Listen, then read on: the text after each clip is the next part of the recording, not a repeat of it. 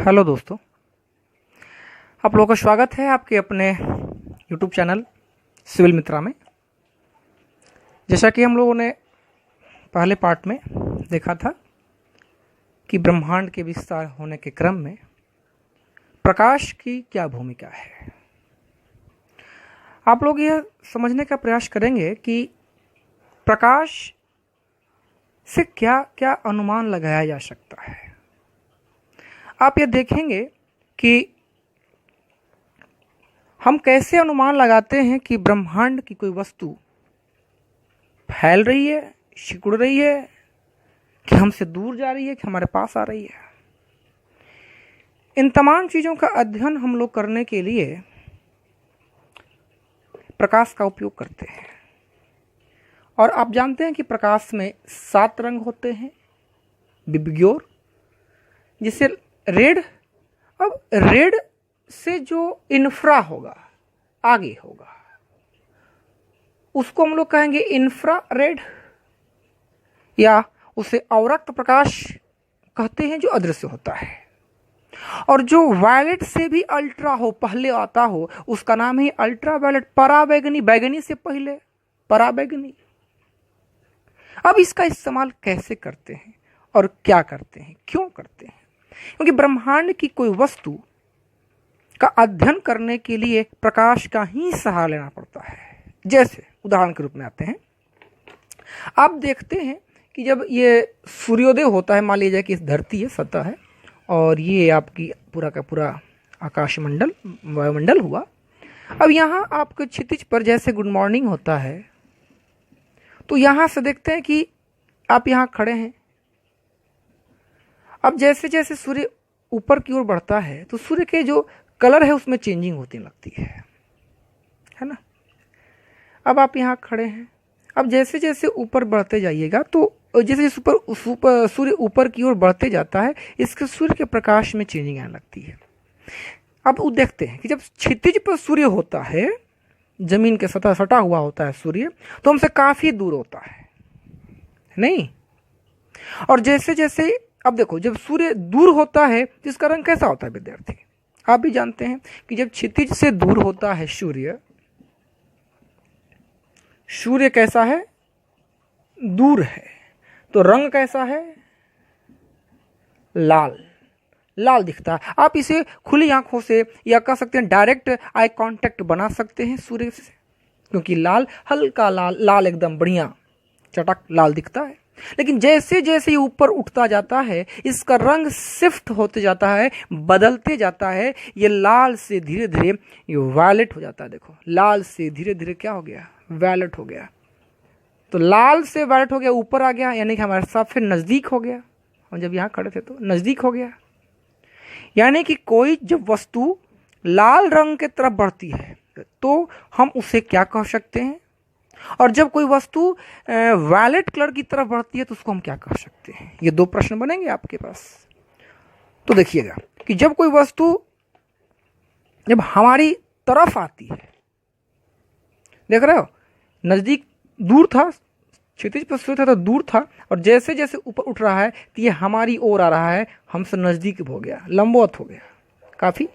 दोपहर के समय में, अब दोपहर के समय आप आई कॉन्टेक्ट करके देखिए सन से, नहीं हो पाएगा। और आप, क्योंकि वो आपके काफी नजदीक है, तो जब कोई वस्तु आपके पास आ रही है तो उसका रंग कैसा हो रहा है? वायलेट की ओर बढ़ते जा रहा है। इसको कहते हैं वायलेट शिफ्ट या ब्लू शिफ्ट। ठीक, ब्लू शिफ्ट का मतलब क्या हुआ कि वस्तु कहां होगी? वस्तु आपकी ओर बढ़ेगी। ठीक है, इसे क्या कहेंगे? Blue shift. और जब कोई वस्तु आपसे दूर जा रही है, देखिए दूर है, क्षितिज पर है, तो रेड शिफ्ट की ओर बढ़ रही है, रेड की ओर बढ़ रही है, तो वस्तु क्या होगी? दूर जाएगी। अब इसी के आधार पर जो ब्रह्मांड के पिंड हैं, यदि ब्रह्मांड के जो पिंड हैं उनका रंग यदि लाल दिखाई पड़ता है तो हम कहते हैं कि वो हमसे दूर जा रहा है। और वह कोई पदार्थ, कोई पिंड यदि उसका रंग ब्लू होता जा रहा है, ब्लू की तरफ बढ़ता जा रहा है, वायलेट की तरफ प्रवेश करते जा रहा है, तो उसको हम लोग कहते हैं ब्लू शिफ्ट। इसका मतलब कि पृथ्वी की ओर आ रहा है। ठीक है, अब देखिए इसी के आधार पर, रेड शिफ्ट के आधार पर ही एक अमेरिकन एस्ट्रोनॉइड हैं या एस्ट्रोनोग्राफर कह सकते हैं या अंतरिक्ष वैज्ञानिक कह सकते हैं, अध्ययन करने वाले, उन्होंने एक हब्बल नाम के वैज्ञानिक थे जो अमेरिकन वैज्ञानिक थे। इन्होंने अपने स्पेस टेलीस्कोप का निर्माण ही रेड शिफ्ट के आधार पर किया कि कोई वस्तु हमसे दूर जा रही है या हमसे नजदीक आ रही है। ठीक है, इतना बात आप समझ रहे हैं कि जब कोई वस्तु लाल रंग की तरफ बढ़ता है तो क्या हुआ, रेड शिफ्ट। अब चारों ओर तरफ अध्ययन कर रहे हैं तो देखा गया कि लाल रंग की तरफ बढ़ रहा है। जो हम चारों तरफ अध्ययन कर रहे थे ब्रह्मांड में तो देखा कि सब लाल रंग की तरफ बढ़ रहे हैं, जिसका यह अर्थ हुआ कि ब्रह्मांड फैल रहा है, लगातार फैलते जा रहा है, वो हमसे दूर होते जा रहा है। ठीक है, टेलीस्कोप नहीं था जिससे हम इस ब्रह्मांड को एक ओर से दूसरी ओर तक देख सकें, तो हम तब क्या किए कि बैक आना शुरू किए। अब बैक कहाँ, तो टाइम इन बैक, एकदम पीछे आते गए, पीछे आते गए, पीछे आते गए, टाइम इन बैक आते गए। तो आते आते एक जगह ऐसा है जहां हम रुक गए, जिसके पीछे अब हमको नहीं जा पाए।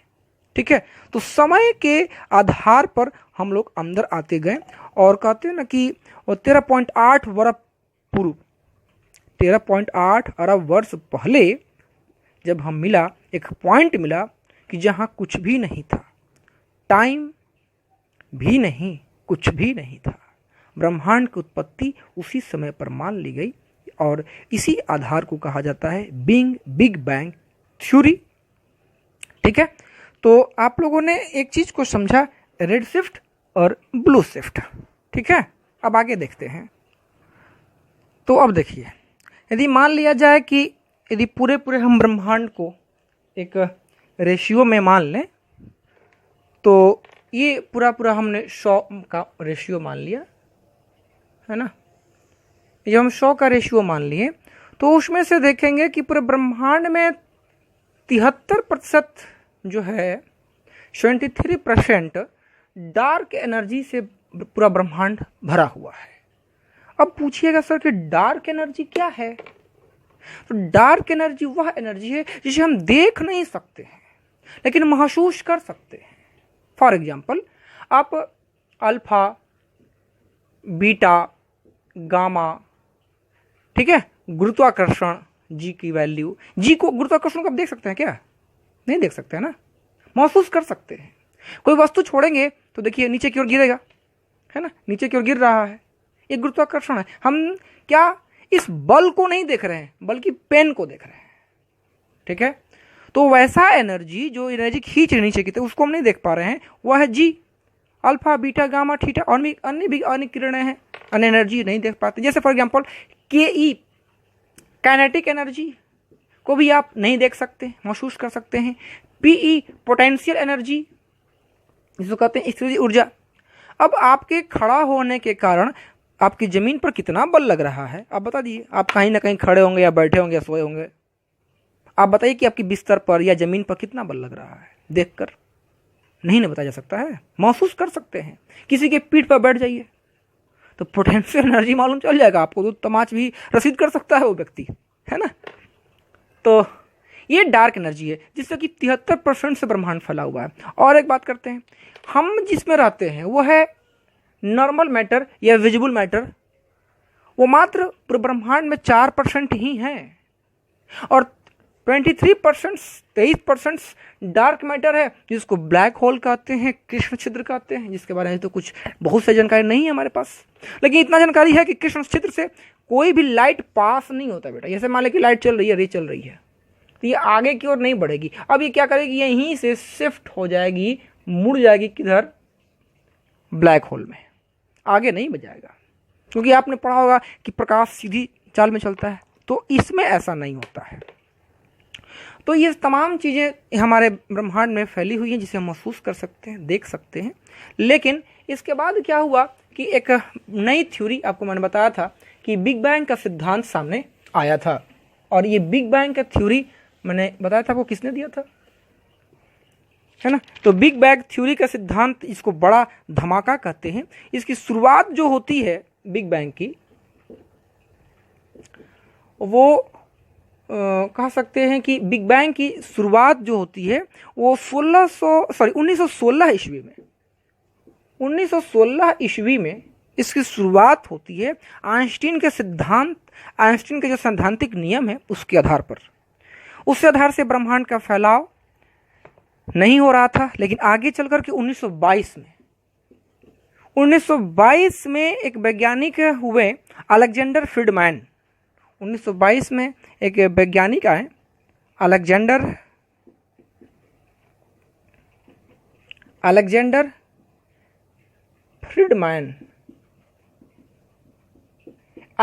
फ्रीडमैन उन्होंने एक समीकरण विकसित किया और उस समीकरण के आधार पर कई सारी चीज़ों को निष्कर्ष निकाला। ठीक है, जैसे कॉस्मोलॉजी, कांस्टेंट, ब्रह्मांडीय स्थिरांक कहते हैं, वो समीकरण निकाला। और इसी समीकरण के सिद्धांत को उठा करके आइंस्टीन ने एक नई चीज़ बना दिया इन्हीं सिद्धांतों के आधार पर, है ना। जो कह सकते हैं कि जो कॉस्मोलॉजी कांस्टेंट थी, सी जिसको कहते हैं, कॉस्मोलॉजी कांस्टेंट जो था, उसके आधार पर आइंस्टीन ने एक नए नियम का निर्माण कर दिया, एक नई चीज़ का बना दिया। और कहा गया कि समय भी एक बीमा है। बहुत इंपॉर्टेंट पॉइंट है। आइंस्टीन ने क्या कहा? आइंस्टीन ने एक बड़ी बात कहा कि समय, टाइम भी एक क्या है? डायमेंशन है, एक बीमा है। अब तक हम लोग बीमा क्या पढ़ते थे? 3 बीमाएं होती थी। फिजिक्स पढ़े होंगे तो आप जानते होंगे, एक्स, वाई एंड जेड। ठीक है, जिसको हम लोग व्यवहार में मान लें तो एक से लंबाई कह सकते हैं, एक की ऊंचाई कह सकते हैं, एक की चौड़ाई कह सकते हैं, या गहराई कह सकते हैं। लेकिन अब ये कहता है कि नहीं, एक चौथी बीमा भी है जिसका नाम टाइम है, कि कोई वस्तु किस टाइम में कहाँ पर है ना। तो अब X plane, Y plane, Z plane होता था। लेकिन अब एक आप लोग जानते होंगे, फिजिक्स थोड़ा सा पढ़ा होगा आप लोगों ने, तो एक चीज़ जानते होंगे कि एक्स प्लेन होता है, फिर आपका वाई प्लेन होता है, फिर आपका क्या होता है? जेड प्लेन होता है, जिसको आप लोग लिखते होंगे, डिटर्मिनेंट पढ़े होंगे तो डी एक्स, ठीक है ना, डी वाई लिखते होंगे, फिर लिखते होंगे डी जेड। लेकिन आप एक नया चीज़ लिखते हैं, आप डी टी लिखते हैं। What is the T? T the dimensions, मतलब कि टी भी एक बीमा के रूप में आ गया। और वहाँ से शुरुआत हुआ बैक इन टाइम आने की। तो फ्रीडमैन ने अपने समीकरण में बता दिया था कि लगातार ब्रह्मांड फैलता जा रहा है। ब्रह्मांड में जो कुछ है वो देखिए 4 डायमेंशनल है। कितना है? 4 डायमेंशनल है, एक्स, वाई, जेड और टी। जब लगातार ब्रह्मांड फैलता जा रहा है तो यहाँ कुछ भी निश्चित नहीं है और निर्धारित नहीं किया जा सकता है। ठीक है, अब एक क्या हुआ कि अनसर्टेनिटी जो प्रिंसिपल है, अनिश्चितता का सिद्धांत, आइंस्टीन के शिष्य ने दिया था, हाइजेनबर्ग। आप लोग जानकारी होना चाहिए कि जो अनसर्टेनिटी जो है, अनिश्चितता का सिद्धांत है, वो शिष्य रहे, विद्यार्थी रहे थे किनके? अल्बर्ट आइंस्टीन के। उनके शिष्य हाइजेनबर्ग ने ही दिया था प्रिंसिपल। और हाइजेनबर्ग का अनिश्चितता सिद्धांत, ये सिद्धांत कहता है कि गति एवं स्थिति एक साथ निर्धारित नहीं हो सकती है। ध्यान दीजिएगा बात पर, गति और स्थिति एक साथ निर्धारित नहीं हो सकता है। जैसे कि मैं गति में हूं या मेरी स्थिति बता सकते हैं, या मैं गति में हूं और आप मेरी स्थिति बता दीजिए, पोजीशंस बता सकते हैं, स्पीड, 2 में से कोई एक हो सकता है। या तो आप मेरी स्पीड बता सकते हैं या मेरी कितना स्थिति ये बता सकते हैं। जब प्रतिदिन ब्रह्मांड फैल रहा है और इसका पूरा गणना कैलकुलेट करना संभव नहीं था, तो इसी कारण बैक इन टाइम आना हम लोग शुरू हो गए। हम कोई चीज़ मान लें तो सकते नहीं है, प्रयोग करना पड़ेगा। इसी के लिए आप लोग जानते हैं कि कुछ एक्सपेरिमेंट किए गए विश्व में, जैसे कि आप प्रयोग देखिएगा कहाँ कहाँ विश्व में हुआ है, उन प्रयोगों को अभी हम चर्चा करते हैं। तो हम देखते हैं कि some other experiment also supported the big bang theory. इस थ्योरी को सपोर्ट करने के लिए क्या किया गया? जो बिग बैंग सिद्धांत था उस सत्यापित करने के लिए कुछ एक्सपेरिमेंट किए गए वैज्ञानिकों के द्वारा। पहला एक्सपेरिमेंट किया गया कॉस्मिक बैकग्राउंड एक्सपेरिमेंट, पूछा जाता है आपसे एग्जाम में। Hubble space telescope experiment. तीसरा का नाम है Wilson's microwave experiment. Planck observatory experiment, large hadron collider experiment. अभी जो वर्तमान में कह सकते हैं कि फिलहाल की जो घटना हुई है वो लार्ज हैड्रॉन कोलाइडर एक्सपेरिमेंट काफ़ी चर्चे में, इसलिए एग्जाम में पॉइंट ऑफ व्यू से ये बहुत इंपॉर्टेंट है, क्योंकि इसी एक्सपेरिमेंट से निकला हुआ है गॉड पार्टिकल, बोसान पार्टिकल जिसके नाम से भी जानते हैं आप लोग। वो कैसे हुआ तो उसके लिए थोड़ी सी जानकारी हम लोग लेंगे।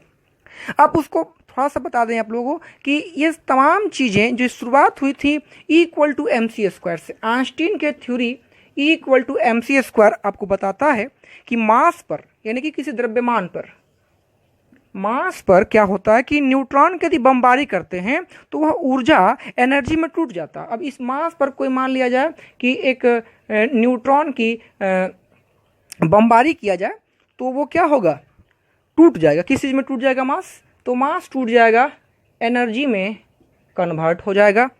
ठीक है, तो नाभिकीय, अब आप लोग जानते हैं कि जैसे नाभिकीय संलयन में होता है, नाभिकीय विखंडन में होता है। एक चीज़ और बात ध्यान रखना है कि ऊर्जा ना तो निर्माण होता है और ना ही उसका विनाश होता है, तो केवल रूपांतरण होता है। तो एक प्रश्न ये उठता है कि जब किसी वस्तु को, मास को एनर्जी में कन्वर्ट किया जा सकता है, ध्यान से समझिएगा, मास को एनर्जी में कन्वर्ट किया जा सकता है, तो क्यों नहीं एनर्जी को मास में कन्वर्ट किया जाए।